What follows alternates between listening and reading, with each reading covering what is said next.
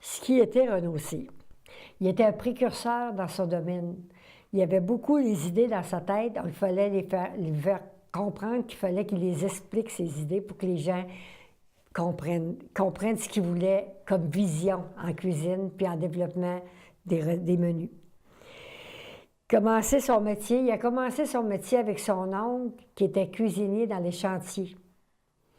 Il a fait ça un hiver. Imaginez-vous donc un hiver dans les chantiers, dans les cuisines des chantiers.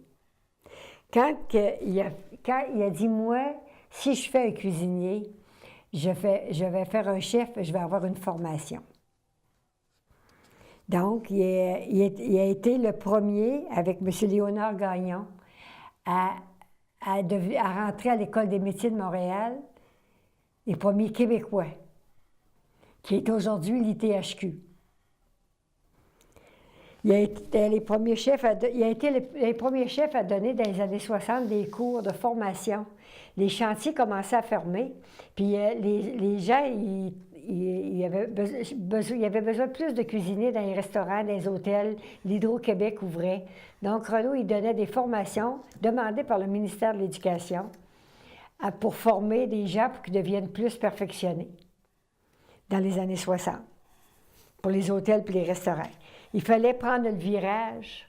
À ce moment-là, l'ITHQ a demandé à Renaud, qu'est-ce que tu dis aux chefs des régions? Il dit, je leur dis de changer leur menu et de travailler avec les produits des régions.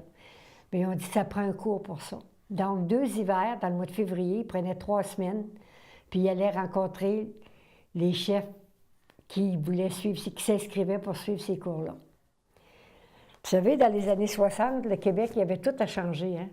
Il y avait à changer au niveau des affaires, au niveau des professions, puis au niveau artistique, le domaine était en évolution. On a fait beaucoup de chemin dans les années 60, jusqu'aux années 75 au Québec. En 75, on devient propriétaire du manoir des Érables à Montmagny. Il y a eu le prix hôtelier de l'année après la 5e année. On a été membre des Relais Châteaux pendant une dizaine d'années. Il a fait aussi l'équipe de Francfort en Allemagne avec une belle équipe de Québec. Il a rapporté les médailles d'or. On a tout fait. Quand il est parti, avec ça, je fais à peu près le tour de ce qu'était l'homme. Quand il est parti, il était vraiment content de ce qui était fait. Il disait pas ce que j'ai fait, il disait ce qui a été fait. Puis il trouvait qu'il y avait encore des choses à faire, qu'il ne fallait pas lâcher.